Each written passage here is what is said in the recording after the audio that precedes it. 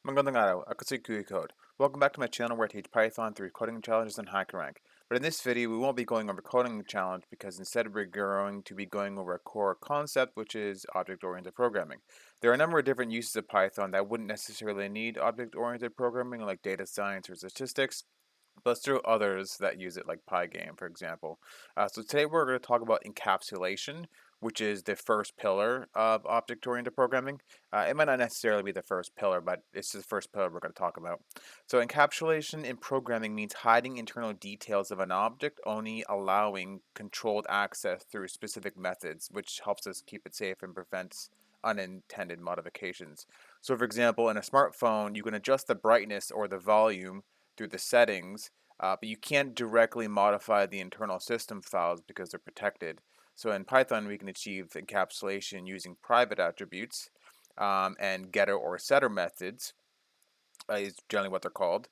Um, so encapsulation organizes related code within the same class as well, making it easier for other programmers to understand.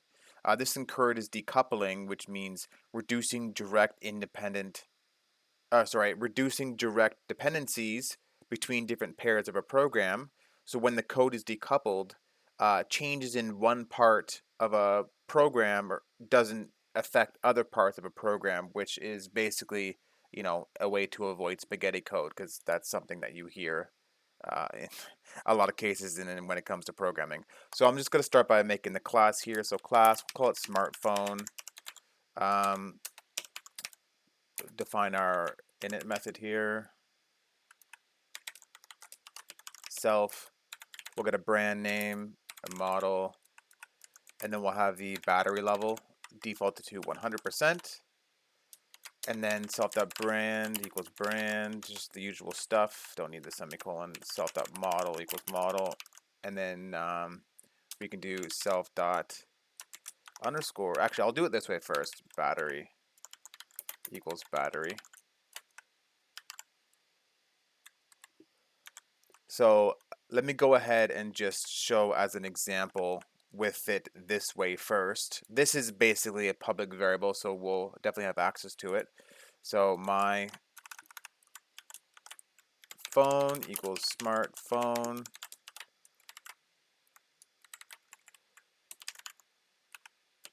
We'll call it Samsung Galaxy S24. And then we could just literally print my phone. Well, actually, I'll do it this way.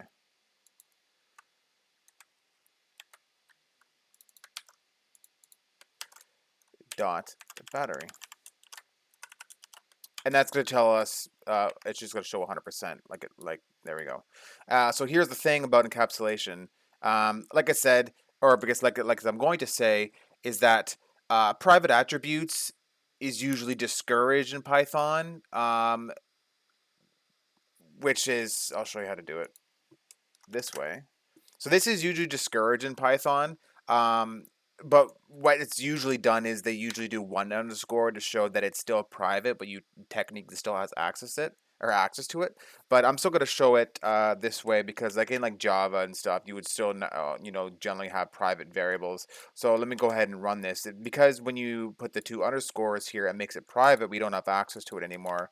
So if we do that, it just says, hey, battery doesn't actually exist.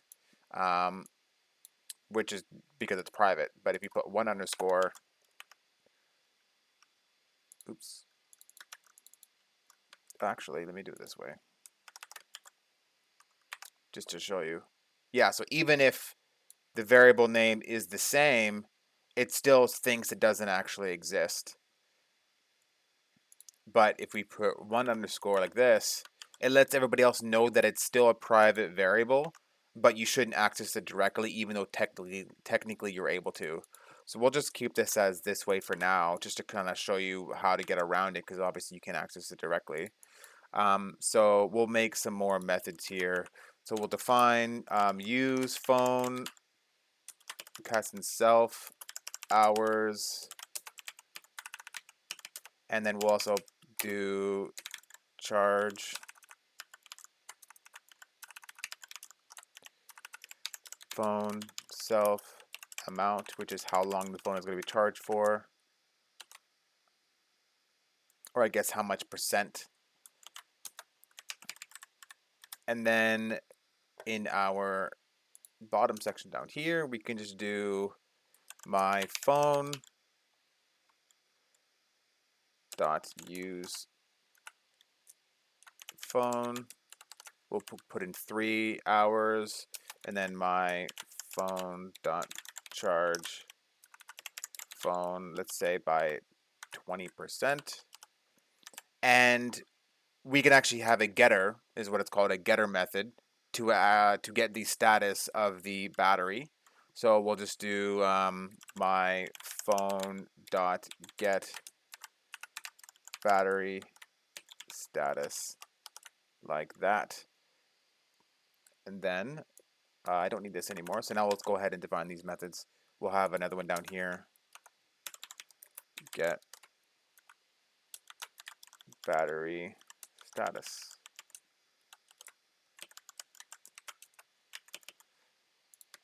So the first thing is first is the use phone. So if hours is more than 0, which we're using the the phone, then battery drain, like it's about battery, equals hours times 10, because it uses 10% an hour in this example. And then if self.battery with 2 underscores is greater or equal to battery drain, then self.__ battery subtract equals battery drain. That just makes it so it doesn't go under 0.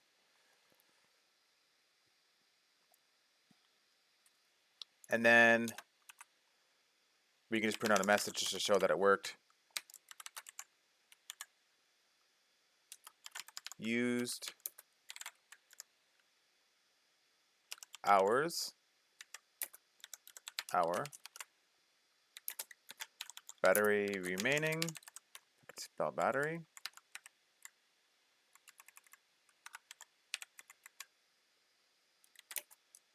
and then self.__ battery percent. So the general idea is that even though this is protected, you're still able to use it and reference it inside the method. So from the outside, you can't call battery underscore battery directly. You'll instead just call a method, and the methods will still have access to it. That way, it only can be used in ways that you specifically put into these functions, and not necessarily your own way. You can't just do like my phone dot battery equals 5,000, or set it to whatever you want. You have to use these. So we'll go ahead and just try this, see what we get with that. Invalid syntax. This is supposed to be an equals, and I don't know why I keep on putting batter. That doesn't go there.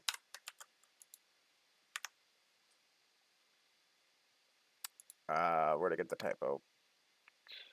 Line 10.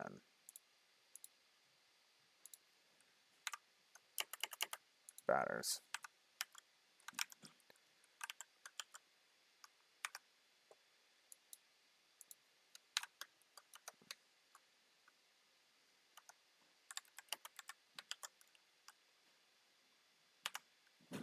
All right, so we use the phone for 3 hours, and of course it's 10% an hour. So now it says use 3 hours, battery remaining 70%, which is exactly what we expected. And now we can go ahead and charge the phone. So if we're charging the phone, we can do if the amount is between 0 and equal to 100, then new battery equals self.__ battery plus amount. So we're just going to have a new variable with the current amount plus the amount that we've been charging it for.